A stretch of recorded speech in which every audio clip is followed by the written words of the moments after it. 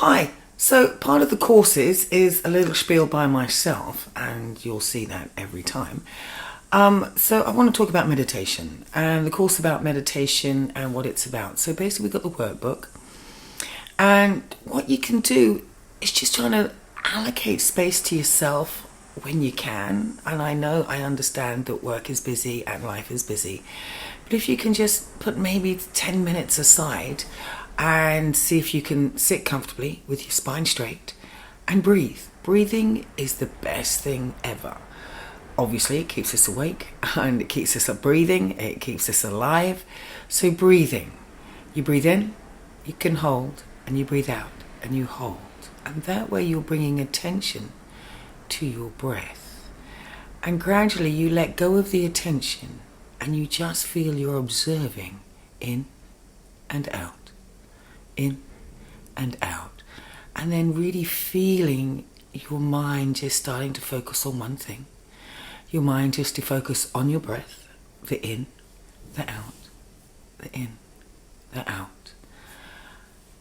Let the monkey chatter come. It doesn't matter. Everybody has monkey chatter. Even the best meditators have monkey chatter. But it's about allowing yourself to slip from the theta and not into the delta. The delta is the sleep. The theta is the meditation, the focus. If you want to be creative, put gamma frequencies on, and that is creativity. The theta is all about meditation and keeping the calm waves of the mind, keeping it going strong, keeping it dealing with stress, and this way it keeps the brain fitter, keeps the brain more able to deal with mood swings, more able to deal with the lack of dopamine or serotonin, or you had a burst of adrenaline, or you felt depressed. You're less likely to feel all those extremes if you're a constant meditator. And when I say that, it's just an easy 10 minutes a day. And then you realize actually 10 minutes isn't really enough for you. And then it grows, and then it grows, and then it grows. For myself, I do a 15-minute one when I can, mostly every day. Just to be tapping into spirit, just to tap into my own breath, just to tap into centering myself and keeping my feet calm and grounded. So when you do sit in your meditation, think about that. Sometimes it's easier if you sit up slightly from keeping the butt bones up, elevated above your ankles. That way it's easier to sit if you have a problem with your hips. And sometimes it can strain your back. So if you have a yoga block, or you have a cushion, or you have a rolled up yoga mat, sit on that. Often it's easier if you sit up against the wall as well. You don't feel as though you slump, and that way you don't have the pain of your uncomfortable body while you're sitting there going, I can't think of anything else but my shoulder. It's all about my shoulder. I'm trying to breathe. It's my shoulder, it's distracting. And that's the thing. If you can make yourself fit and well inside your body, and you make your muscles well and strong inside your body, you are able to meditate for longer, less distraction. Perhaps that's how Buddha did it for 3 days underneath the tree. Anyway, you're finding yourself, you're setting the scene. Maybe you've got incense, maybe you have a candle, and I want you to breathe.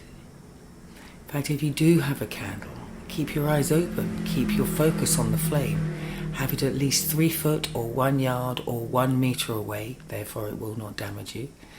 And just look at it and follow the flame and keep your mind centered on the flame. It's a really good way to center into your brain.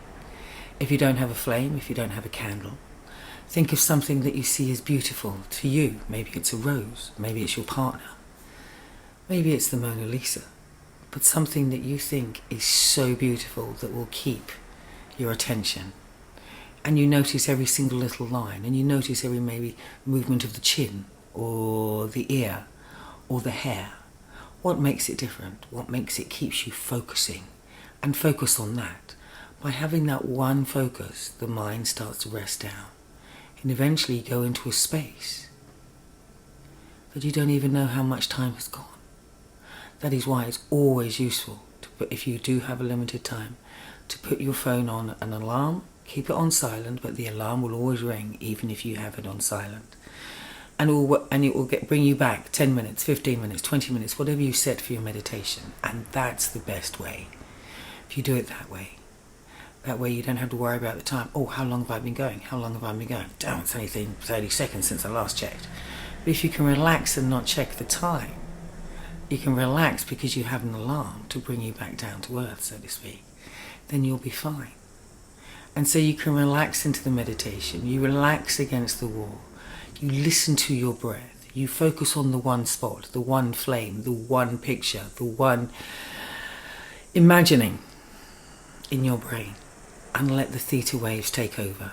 Let your mind get fit and you breathe. There are so many different meditations out there. I could record some. Maybe I'll do a separate section on the website, and you can just and I'll record different meditations. A lot of them, when I have recorded meditations, are very personal to certain people. Maybe I'll come up with a new meditation every month. That's a good idea.